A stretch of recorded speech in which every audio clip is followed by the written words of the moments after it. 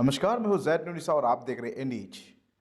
और नवंबर महीने की 20 तारीख को हाफलोंग टाउन रांची की कम्युनिटी हॉल पर एक प्रोग्राम आयोजित किया गया और उस प्रोग्राम पे डिमासा साहित्य सभा की ओर 3 किताबें रिलीज किया गया और इन किताबों का नाम है खुरगाई खारमिन, खबाई खारमिन और खुरांग। ये 3 किताबें को रिलीज किया गया उसी दिन पर। उस प्रोग्राम पर जो डिमा हसाओ की बहुत सारे सोशल ऑर्गेनाइजेशन की लीडर्स, उसके बाद असम के अलग अलग जिलों से आए हुए डेलीगेट्स की मौजूदगी पर यह प्रोग्राम को आयोजित किया गया और ये किताबें को रिलीज किया गया। और डिमासा साहित्य सभा के प्रेसिडेंट दिनेंद्र थाउसेन जी ने इस बारे में क्या कहा है, चलिए एक दफ़ा आपको दिखाते हैं। हम लोग को डिमासा साहित्य सभा का सेंट्रल एग्जीक्यूटिव कमेटी का मीटिंग आज में यहाँ में तय किया और हम गुवाहाटी से, डिपू से, बाकी डिस्ट्रिक्ट से भी आके आज आके पहुँचा। तो बाकी बहुत प्रोग्राम है। फिर भी पहले में हमने जो किताब रिलीज करने के लिए हमने रखा था एजेंडा में, उसके हिसाब में 3 बुक्स, 3 किताब हमें आज इसको रिलीज़ किया। नाम हो गया खुरांग, इट इज़ जर्नल, और खुरगाई खारमिन जो हमें ओरली जो हम लोग सुन के आता, उसके ऊपर में यह खारमिन है। और एक तो थोड़ा दुख का विषय का एक किताब बनाया हुआ है। इसको लिखा इधर कलेक्शन करके लिखा हुआ है।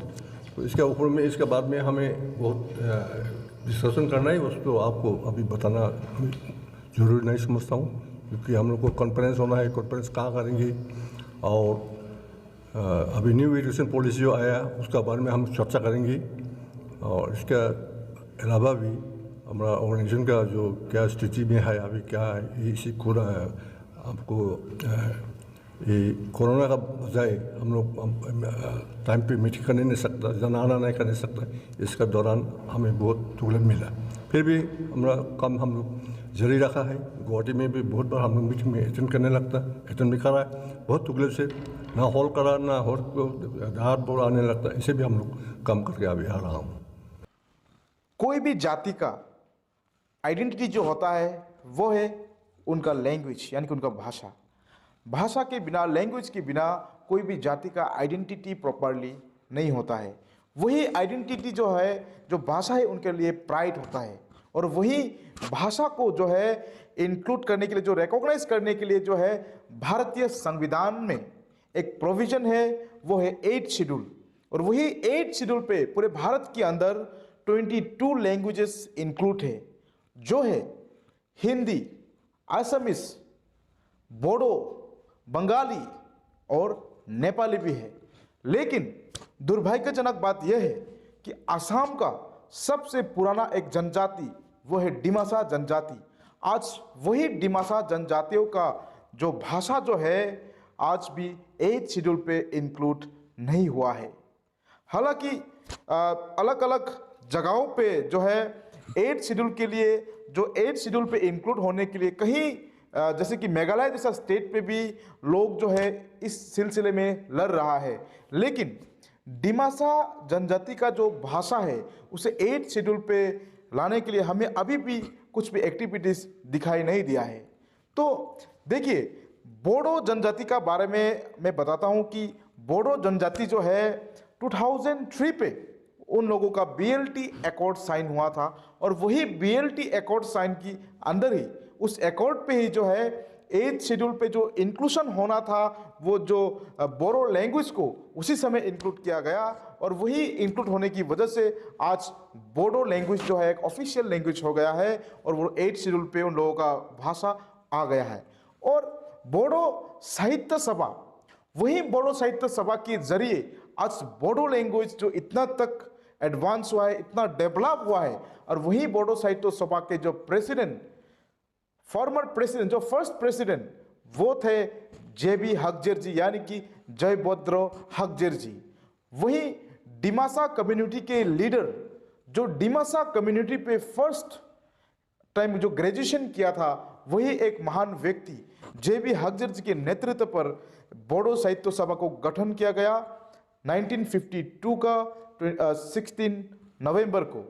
और वही साहित्य सभा की जरिए से आज जो है बोडो लैंग्वेज इतना उन्नति हुआ, इतना डेवलप हुआ कि आज सिर्फ बोडोलैंड यूनिवर्सिटी पे ही नहीं, जापान पे भी ये लैंग्वेज बोडो लैंग्वेज को सिखाया जाता है। तो आज कहाँ तक वो लोग पहुंचे हैं और आज जो है डिमासा जनजातियों का भाषा आज कहाँ तक पहुंचे हैं, बहुत एक सोचने का विषय है। हालांकि डिमासा साहित्य सभा 1997 पे एक गठन हुआ था जे.एल. थाउसेन जी की नेतृत्व और डॉक्टर मोतीलाल नुनिसा जी के नेतृत्व पर। तो वही दो व्यक्ति जो है पहले प्रेसिडेंट और जनरल सेक्रेटरी थे डिमासा साहित्य सभा के। लेकिन आज भी डिमासा भाषा को 8th शेड्यूल पे नहीं ले जा पाए।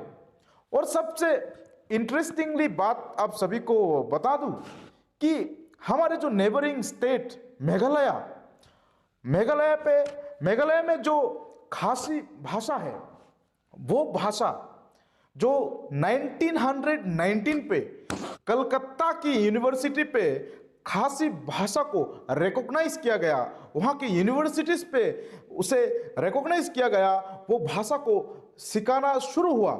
लेकिन आज हमारे डिमासा भाषा जो है कहाँ पहुँचना था, लेकिन आज नहीं पहुंच पाए। उसका भी कुछ कारण है। आप सभी को पता है कि बोडो साहित्य सभा को जो आगे ले जाने के लिए डिमासा के लीडर्स ही सामने आए थे आगे बढ़ाने के लिए। लेकिन आज डिमासा समाज पे है, डिमासा भाषा को क्यों नहीं आगे ले जा पाए, उसके कारण आप सभी को पता है कि डिमा हसाओ पे एक समय पे जो अशांति हुआ करता था, जो वहाँ के जो सिचुएशन, डिमा हसाओ के जो सिचुएशन बहुत ही बुरा हाल था।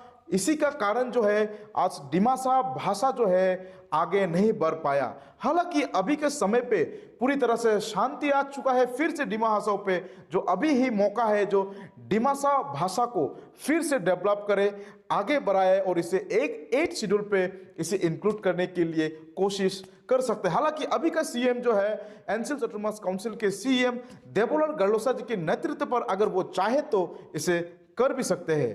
और मैं बता दूं कि ये जो सिस्टम जो है 8th शेड्यूल पे इसे इंक्लूड करने के लिए भाषा को, सबसे पहले हमारे पास है एनसी हिल्स ऑटोनोमस काउंसिल, यानी कि एनसी हिल्स ऑटोनोमस काउंसिल की मेंबर्स जो है मेजोरिटी होके इसे सबसे पहले इसे रेजुलेशन भी ले सकते हैं।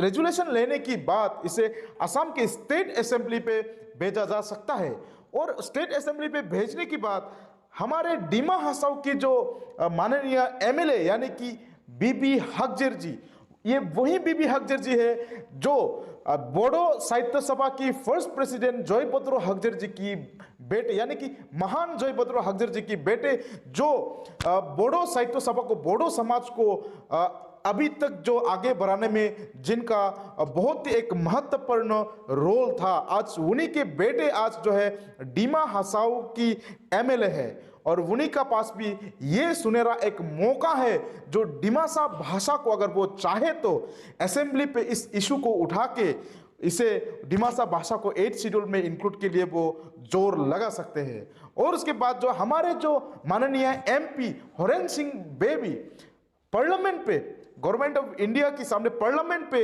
इस इशू को उठा सकते हैं। और सिर्फ डिमासा भाषा ही नहीं, जैसे असम की जो एबोरिजिनल ट्राइब जो है, इंडिजिनस ट्राइब जो है, जैसे कार्बी, डिमासा, उन सभी को भी 8th शेड्यूल पे इंक्लूड करने के लिए अगर वो चाहे तो वो कर भी सकते हैं। तो इसी के साथ डिमा हसाओ की जो अभी का जो स्टेटस है, जो भाषा को लेकर लोग जो है धीरे धीरे आज आगे बढ़ रहे हैं। आज तो डिमासा साहित्य सभा की इस तरह की इनिशिएटिव से जो है भाषा को, नए नए वर्ड को डिस्कवर करने पे जो लगा हुआ है।